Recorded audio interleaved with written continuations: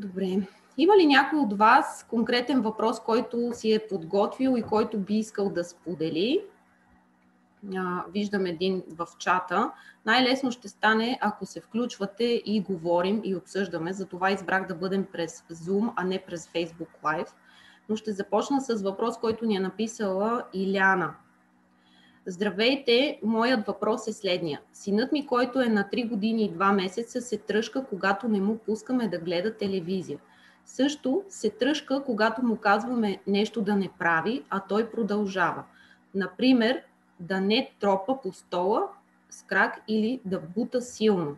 Така. Или да бута силно стъклената врата. След забележката, която е следната, клякам на неговото ниво и обяснявам защо не бива да го прави и че ще се нарани, но започва силно да вика, да тропа с крачета по пода, дори да ляга по под. Моля ви да ме насочите как да преодолеем тези негови кризи. Благодаря. Добре, Иляна, аз благодаря за въпроса и за това, че ще започнем с теб. Сега, на 3 години и 2 месеца, предполагам, говори, разбира. Дали на тази възраст вече би трябвало да говорите спокойно и свободно, защото това е важно. Има проблеми с това, защото...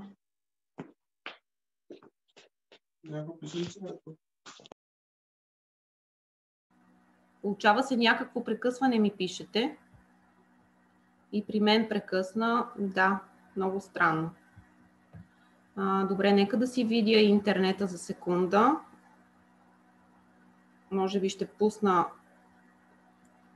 Добре, извинявам се, ще пусна допълнителен интернет, за да не се случи това втори път. Така.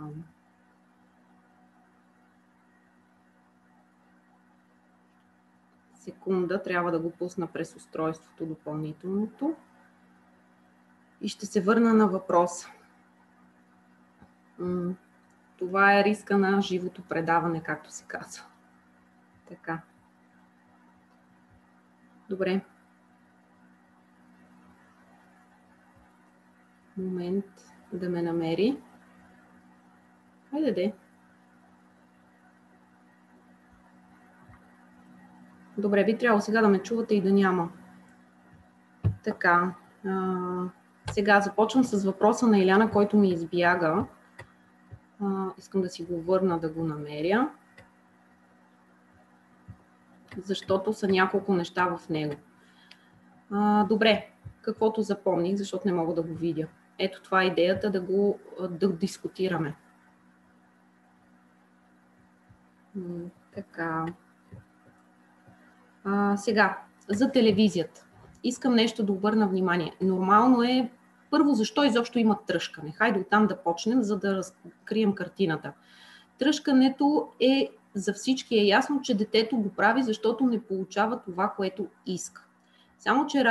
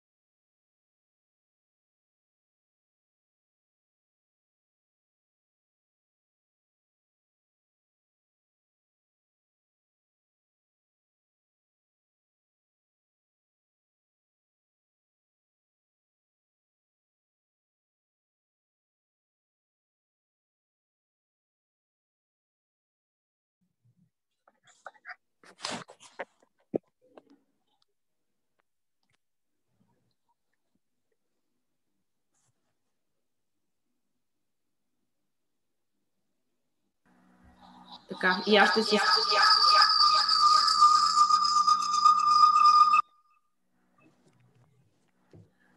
Извинявайте, спирам и аз видеото. Връщам се на въпроса за тръшкането с телевизията. Сега, разконцентрирах се, прощавайте. За тръшкането на телевизията, много важно ключово нещо. Телевизията е едно от тези неща, които създават допаминова зависимост. Какво имам предвид? Когато детето гледа телевизия или си играе на таблета или на телефона, се отделят в него хормони на щастието. Всъщност това е както ние самите възрастни, като някога искаме да си хапнем малко шоколад, или тези, които сме пушачи, да изпушим една цигара, или вечерно време да изпием бира или чаша вино. Същото е за детето. Аз не съм давала две, но може да гледа кревето. Не знам къде има втора. И когато му го отнемем, става точно този проблем с стреса, което детето изпитва. И тук ключа е следния. Получава се една вълна, ще си включа видеото, защото искам да ме видите. Тя е следната. Започва негодованието. И то е както вълната. Има пик и след това падане и изплискване. Всъщност това е нещото, което се случва с вашето дете. Много е важно, като знаете, че най-вероятно ще спрете детското и ще има този момент, вие вътрешно първо да си обърнете внимание на себе си, как се чувствате. Какво ви е? Така спирам видеото. Какво е?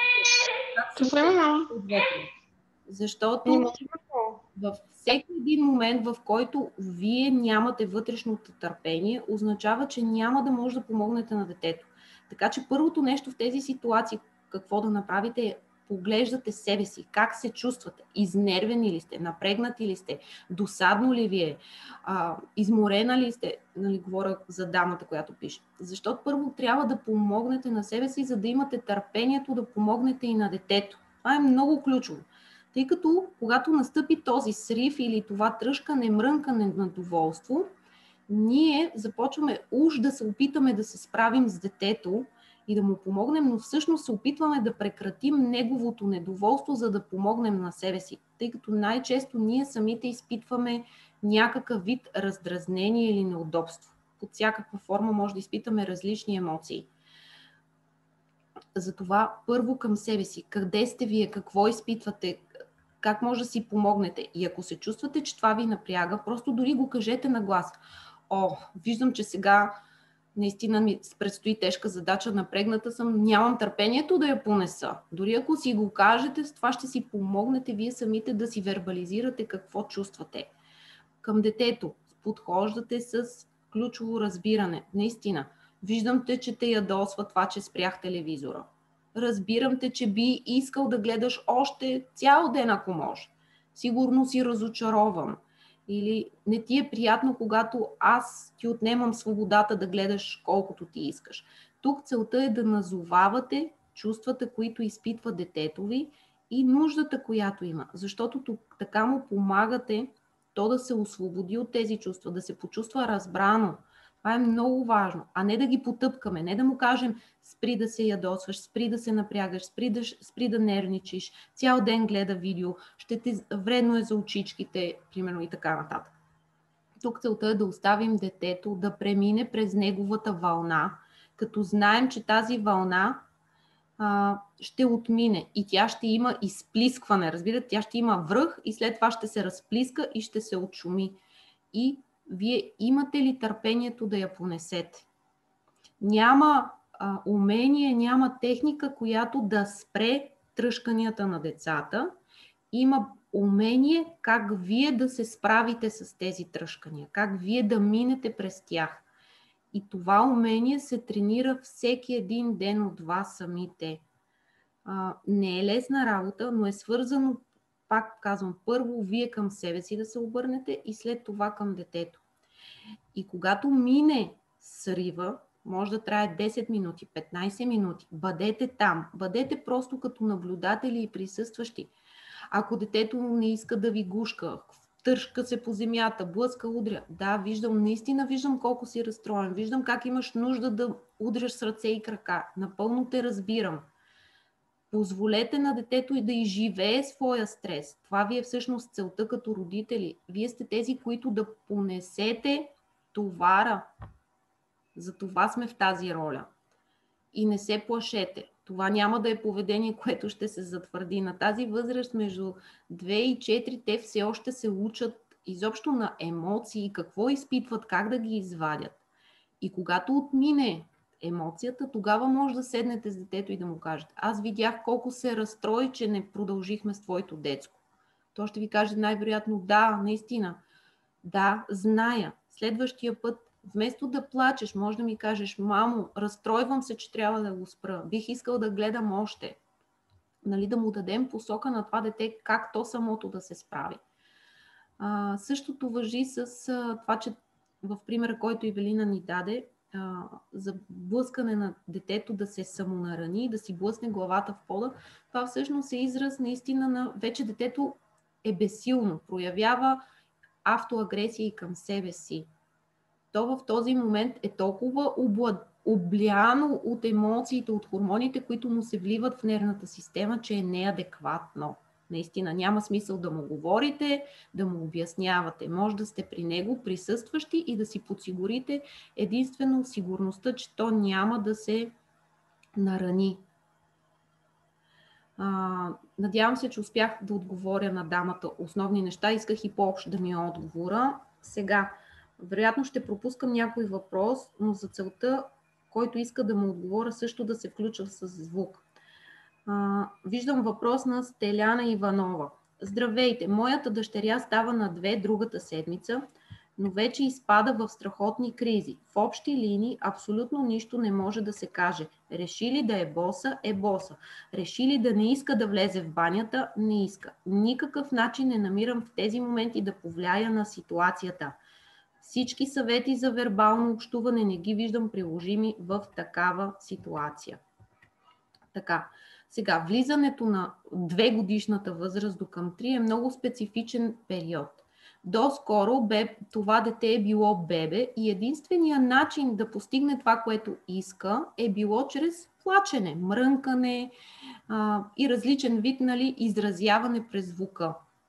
И в един момент ние очакваме от това дете да започне да ни слуша, да говори, защото вече видимо е по-голямо, но всъщност то все още е бебе, което иска да се отдели от майка си и да заяви собствената си идентичност. Аз съм. Нали? Това е периода, в който се изгражда аз съм. И затова тук детето има много нужда да заяви себе си. Искам да съм боса. Няма да влеза в банята. Аз ще реша. Аз искам да контролирам моя живот, себе си. Аз да управлявам средата около мен. Така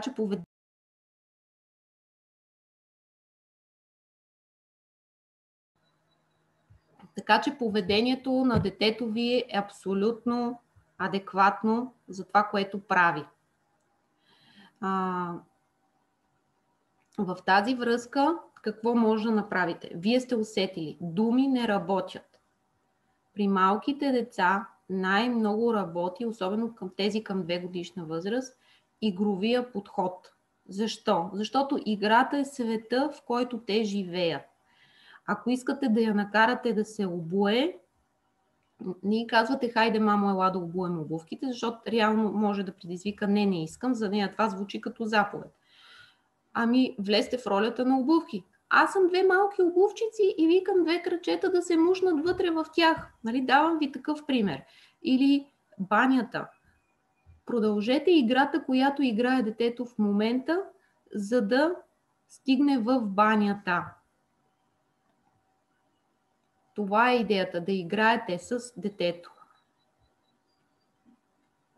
Съжалявам, скъпи родители, не мога да обясня причината да прекъсва толкова често. Сигурно и вие се изнервяте, както и аз се изнервих и се напрегнах, защото ми се иска да бъде пълноценно.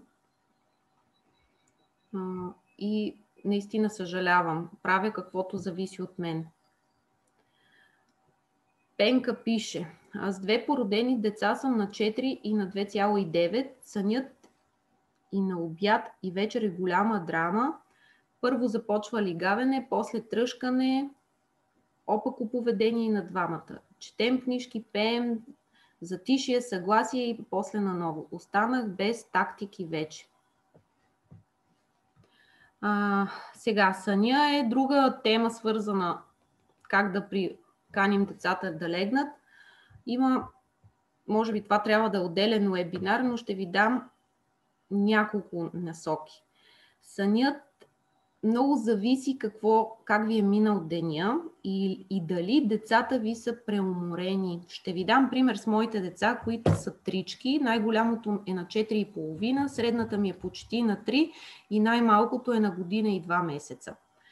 Има наистина час, в който буквално аз им казвам, те превъртат. И този час е вечер към 7-7:15. Моите деца обикновено към 8 часа са вече в кревата и най-малкото е заспало.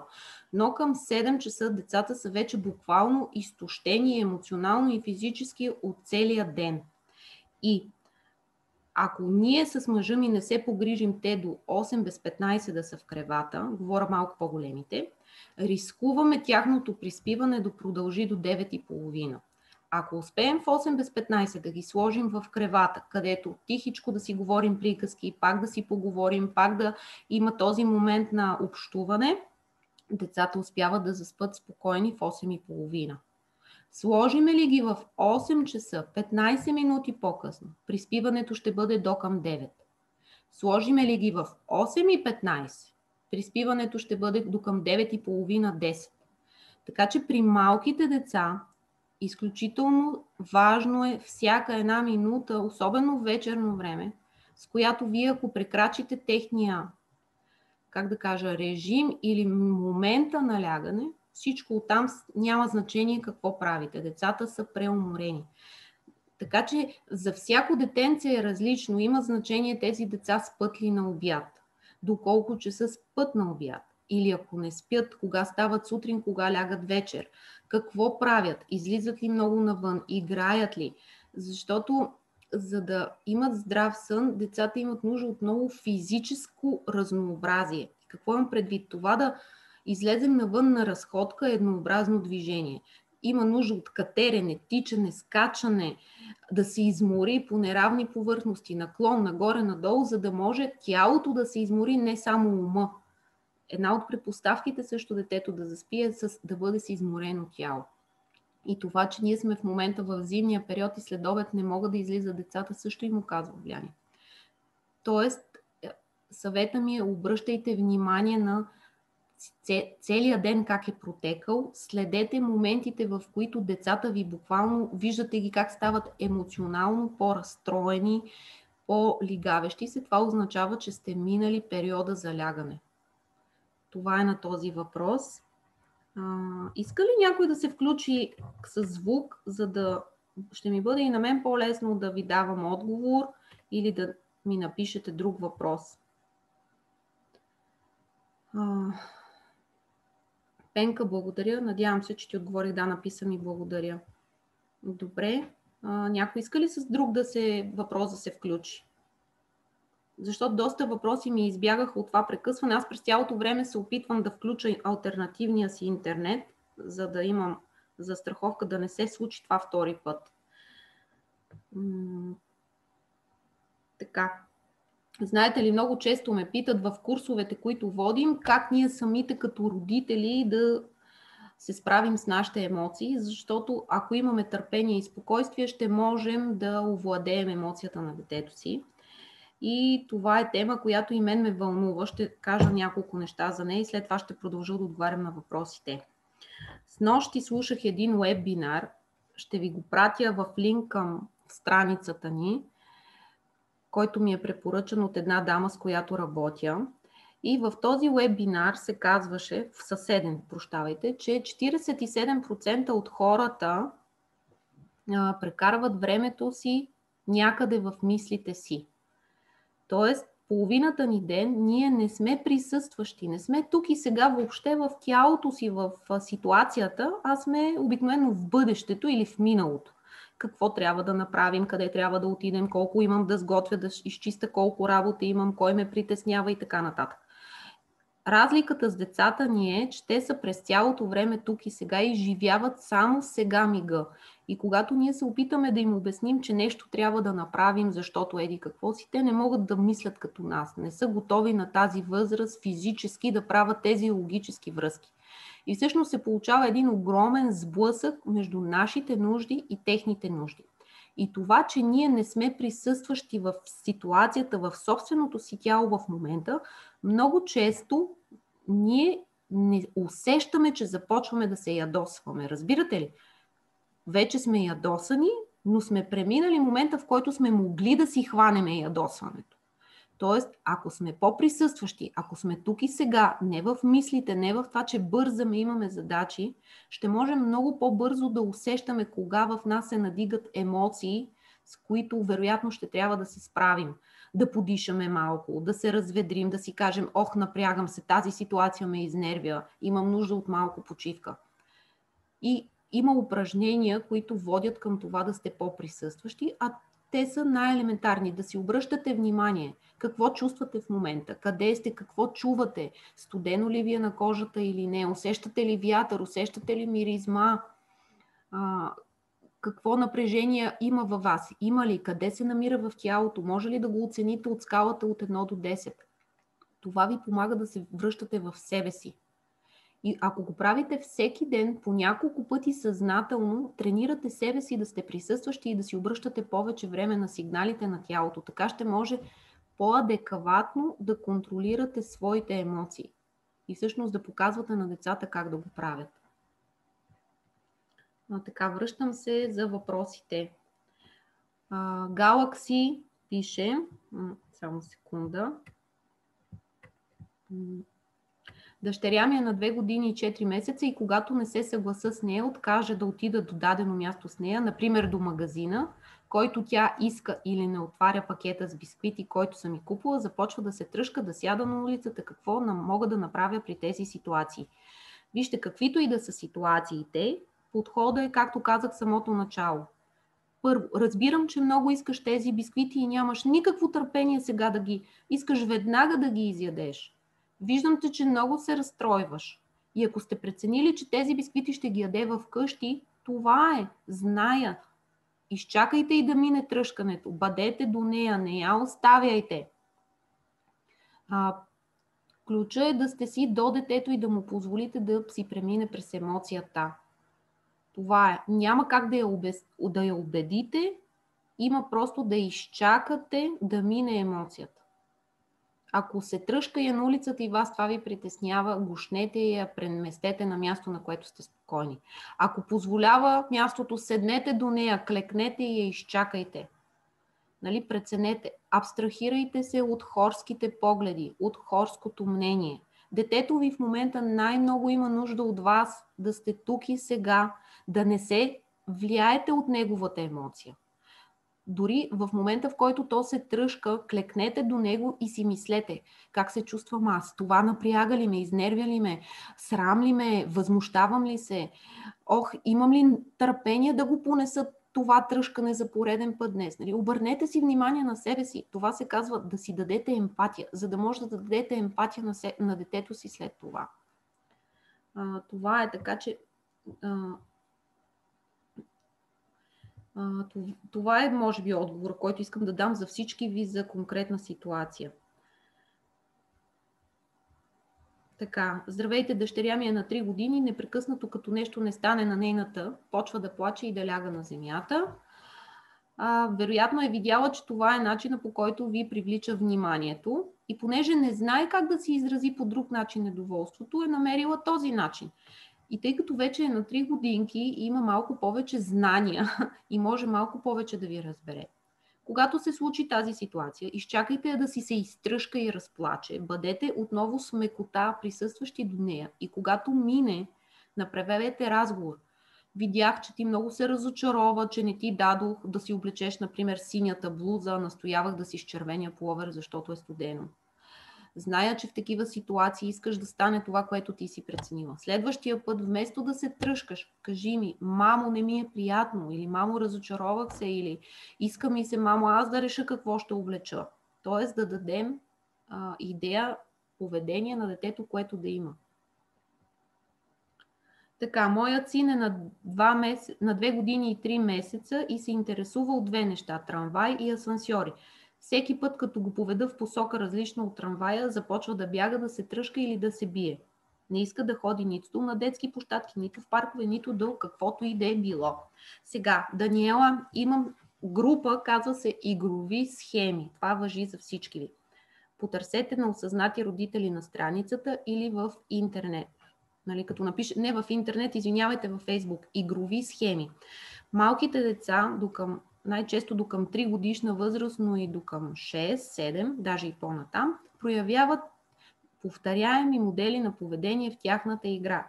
Това поведение е изследвано много години, над 50 години, и всъщност са установени определени игрови схеми. Много вероятно е вашето дете да има игрова схема, трамвай и асансьор. Тук има движение, което на него му харесва.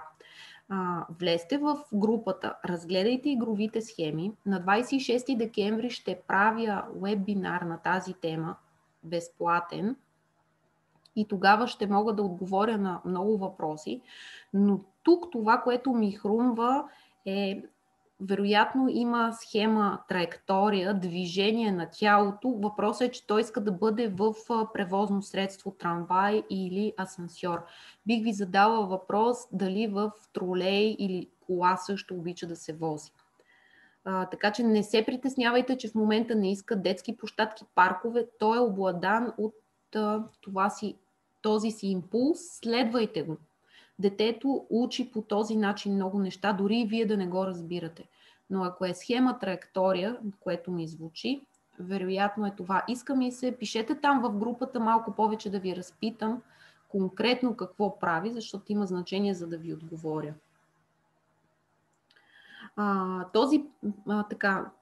М. Савова пише: тръшкането започва обикновено от 2,6 до към 3 годинки. До кога продължава?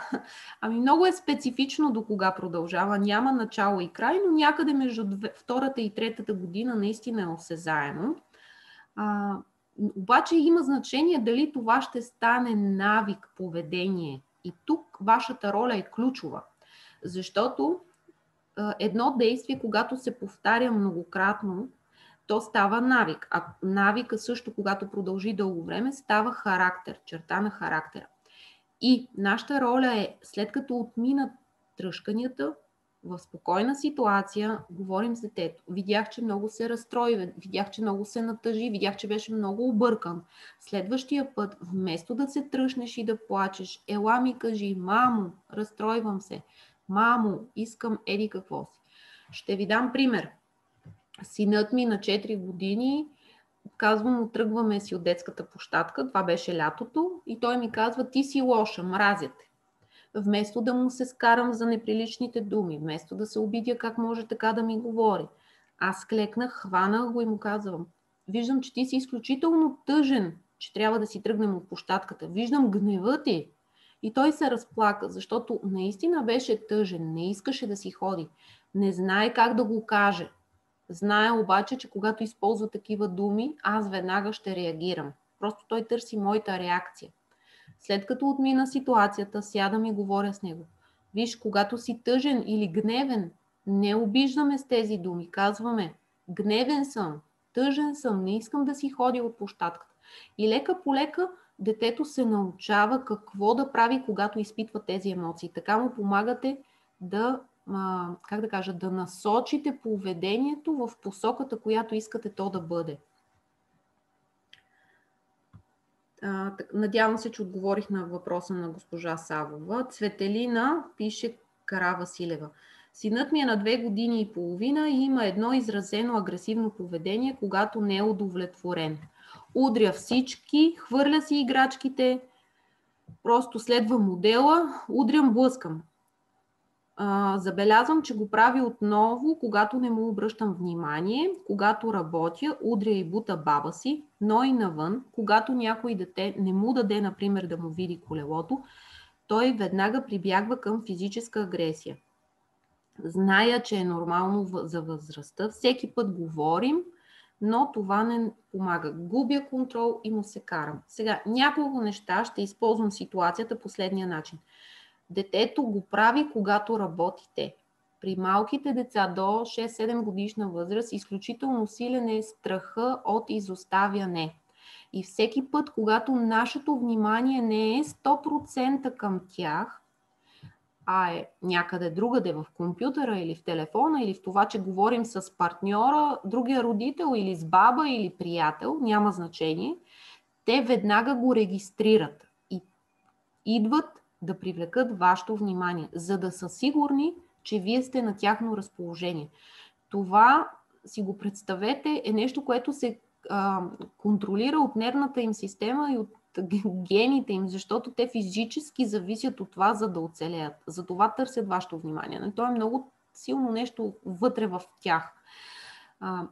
Така че, пак, когато ви удря и бута, когато работите, може да го погледнете, хванете го за рамото, за ръчичката, установете физически контакт с него и му кажете: ти ме удряш и буташ, защото би искал моето внимание, чувстваш се самотен ли? Най-вероятно в този момент той се чувства самотен. Примерно, нали, в момента измислям ситуацията, тъй като нямам контекст.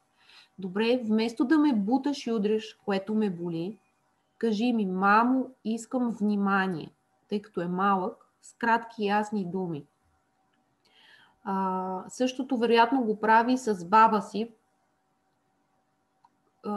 ако тя не му обръща внимание. Ако го прави към себе си, това си е, нали, пак автоагресия. Тя е такава реактивна агресия и към другите деца. На тази възраст те нямат лоши помисли. Нервни са и тялото го избива. Със сигурност ще отмине. Начин е обаче да говорите в тази посока. Когато си ядосан, казваш: ядосан съм. Ако имаш нужда да буташ и удряш. Ако сте вкъщи, примерно възглавница, дивана, да скача, да ръмжи, да стиска юмруци. Нали? Той има право да изкара гнева си, но не през другите. Ще се наложи да го повторите 100 пъти, дори 1000 пъти. Лека по лека се научават. Това, че губите контрол и че се скарвате от време на време, е съвсем естествено. Затова ви казвам: обръщайте много внимание на себе си. Само това може да ви спаси от това да не сгромолите вашата вълна на гнева върху децата си. Така, Георги пише: здравейте, имам син на 3,4 и дъщеря на годинка и 2 месеца. Синът ми като цяло е разбрано дете, но известно време прави напук, отказва да яде, да спи, да прибира играчките, пазари се за филмчета.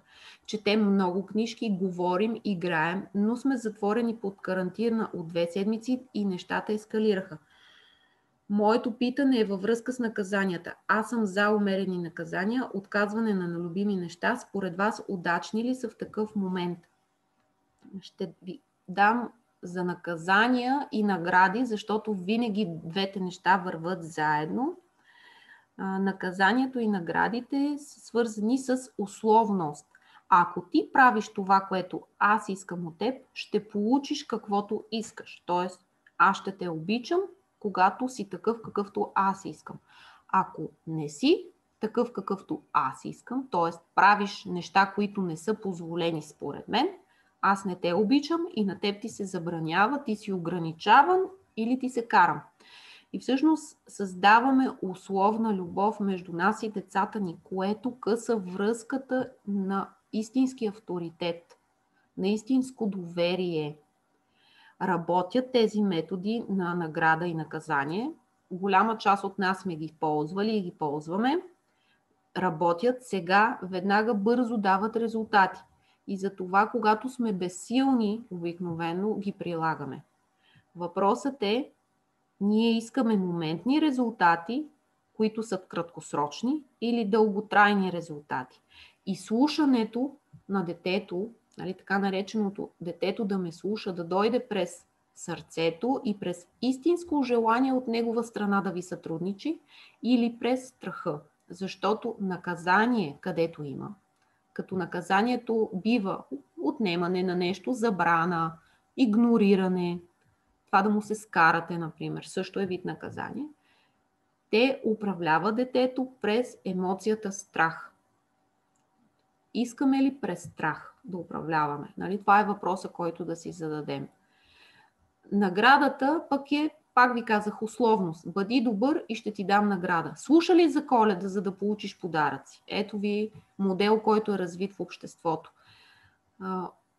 Днес ще иска награда една играчка, утре ще иска награда 2 играчки. И всъщност вие ще купувате мотивацията на детето си и неговото сътрудничество пък през награди.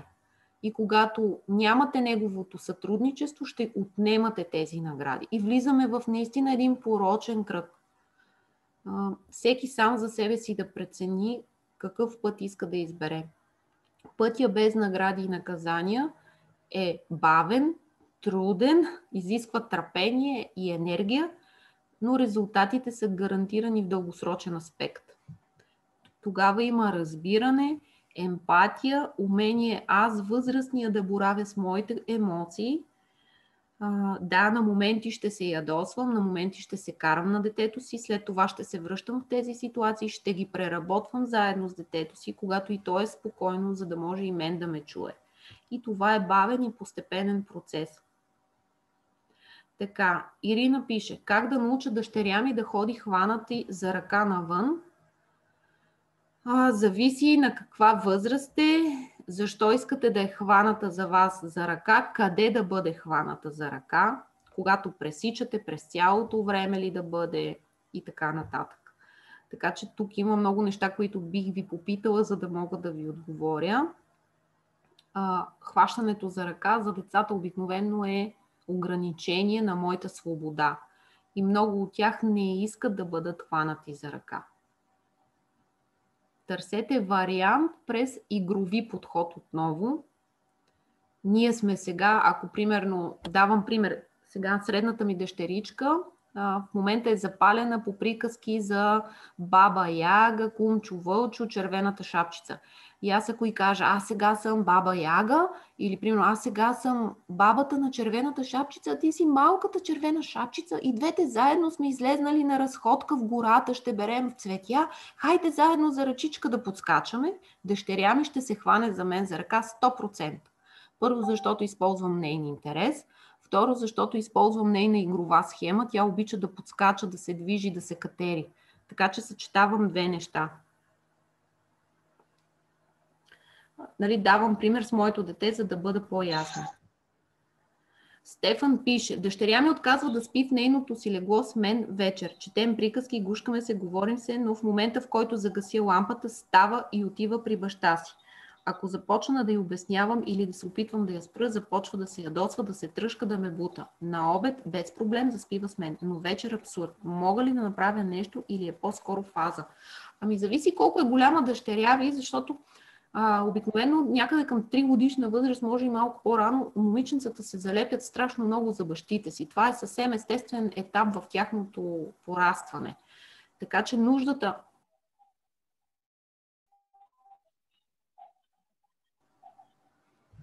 Така че нуждата да бъде до баща си е съвсем логична.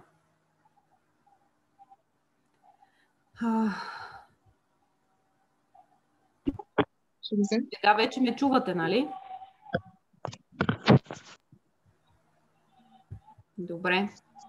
Отново прекъсна, не знам как да го оправя. Свързала съм се с друг интернет. Съжалявам, че така се получава, но колкото можем от днешната дискусия правим. Така. Това е за тази възраст с желанието да съм към тати. Прилепена.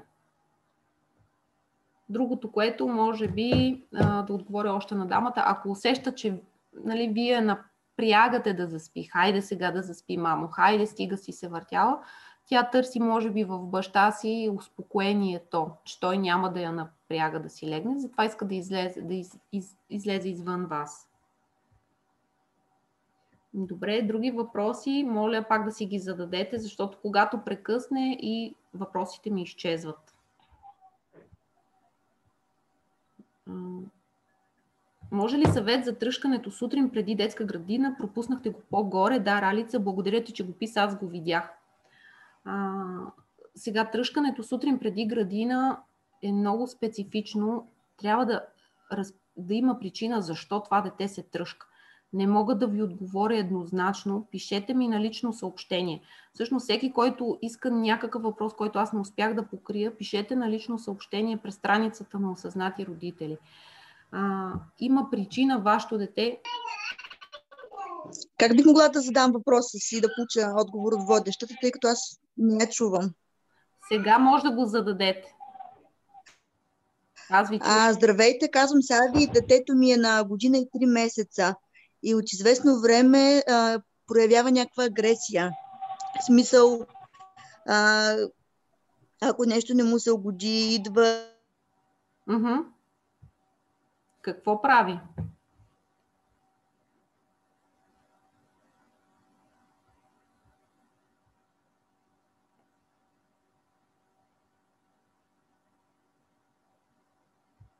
Не ви чувам обаче с детенцето на годинка и 3 месеца. Може би да си пуснете микрофона.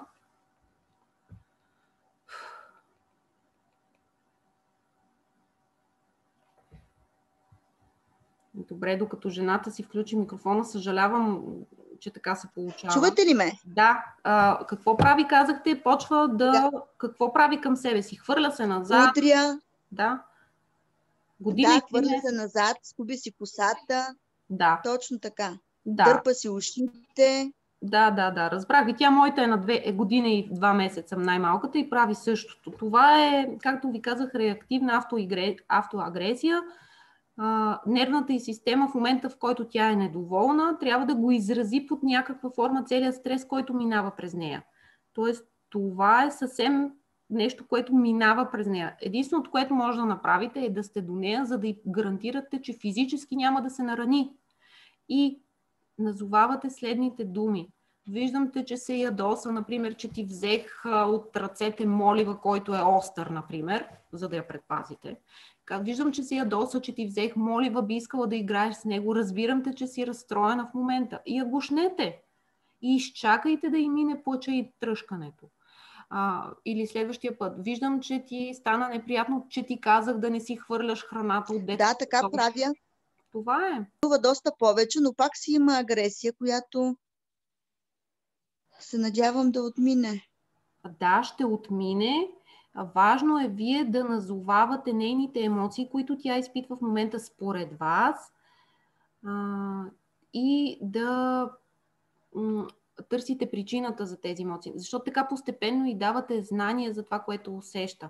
Много е малка и тук каквото и да й говорите, не прави така, не дей да се ядосваш, не дей да плачеш, няма нищо. Всъщност вие така ще потискате емоциите, а целта е да излезат. Виждам те, че се разстрои, разбирам те. Виждам те, че се ядоса, разбирам те. Виждам те, че си тъжна. Да. Усещам, че си разочарована. Това е пътя. Лека по лека ще отмине. Да, добре, благодаря ви. Така, Анета пише, имам въпрос, имам дете на 3 години и половина почти.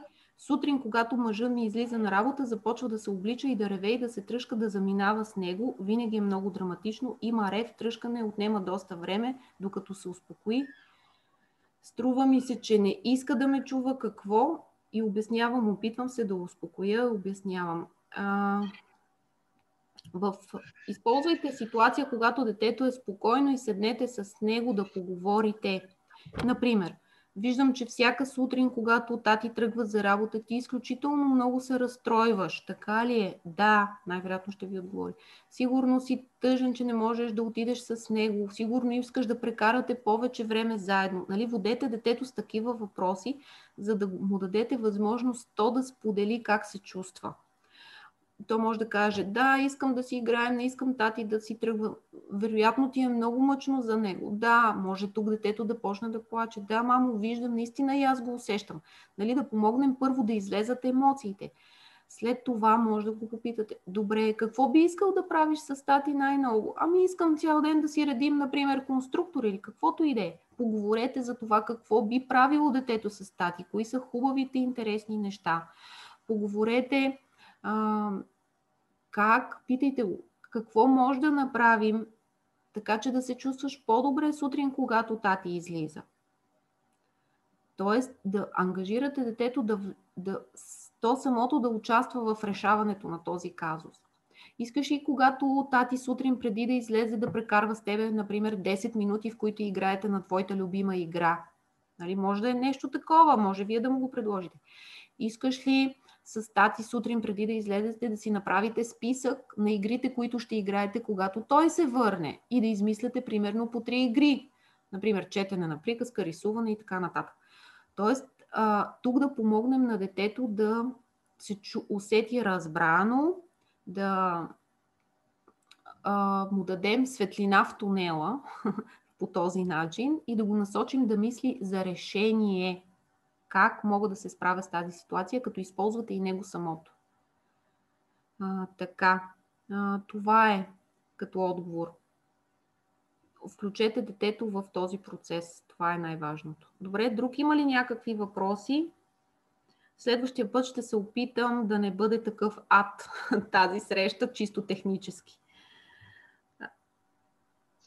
Удобно ли е да попитам и аз един въпрос? Да. Тъй като в момента ситуацията е такава, че на доста от родителите се налагат да работят от къщи и съответно да гледат дечица, които вече посещават детска градина или ясла. Те там вече имат един изграден режим на занимания, на сън и всичко останало, който е доста трудно да се спазва, когато се налага да работиш от дома и да гледаш малко дете. Какво бихте препоръчали като занимания, които да...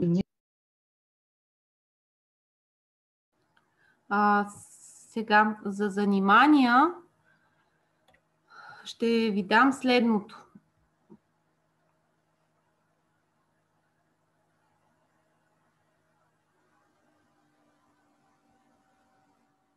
Би трябвало да ме чувате. Както вие казахте, режима е изграден. Първо, вкъщи имайте в предвид, че едва ли ще може да спазвате точно този режим, който е в градината, защото децата просто имат различно поведение в къщи и в градината, различни авторитети има и в къщи обикновено са по-не спазващи правилата, по-се отпускат. Хубаво е, ако сте двама работещи родители в къщи, да си направите план, график според вашите лични нужди, кой кога ще занимава децата, защото е невъзможно и двамата родители да работите и децата да са около вас. Това ви е ясно най-вероятно вече. Направете си нещо като план и помислете предварително с какви дейности през деня ще ги занимавате. Като тук е важно да следите интересите на детето.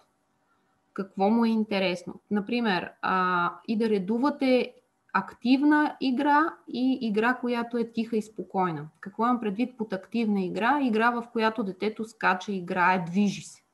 За да може малко физически да се измори и след това да седне, например, да играе с пластелин. Физическата игра може да е 10 минути, сега ще пуснем музика и ще танцуваме заедно. И вие се включете с него. Хем ще се разтоварите малко от очите от монитора и от компютъра, ще дадете глътка любов на детето и внимание, от което той има нужда. Ще го наситите с това внимание 10-15 минути, подскачайки, играейки, гонейки се.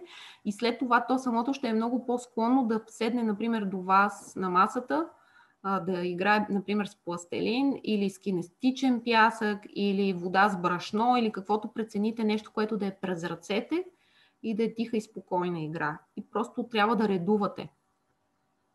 Това е като идея и в групата на игровите схеми също влезте да разгледате дали няма да припознаете детето си в някоя игрова схема, което също ще ви даде посока какво да играе. Ива пише как да процедираме при бурна реакция и тръшкане на едногодишно дете. Било то за играчка, която иска да вземе, било то за да получи нещо веднага. Например, време е за обяд и не желая да изчака дори 1 минута. Иска веднага, бързо, ясно. Аз отговорих на този въпрос. На 1 годинка, дори до 2, те нямат търпение децата. Плачат за всичко, изпитват недоволство и единственият начин да ви покажа, че изпитват недоволство е като плачат. Тоест, това е техния зов за помощ. Мамо, гладна съм, гладна съм, гладна съм.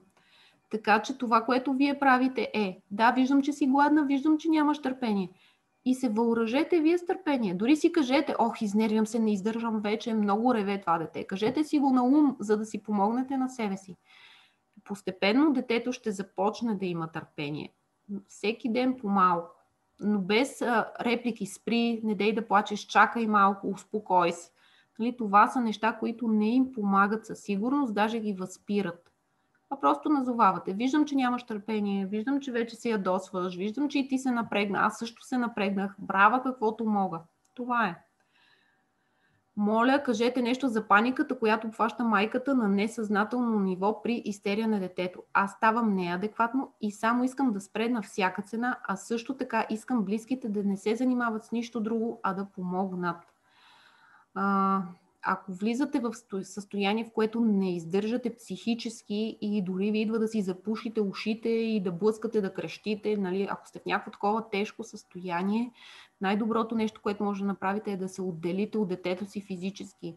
И ако има някой друг в стаята при вас или в къщата, отидете и му кажете: имам нужда от помощ, бъди до детето. Дори това да разстрои повече детето ви, че вие ще се отделите, просто се махнете. Защото не помагате на себе си, когато сте до него.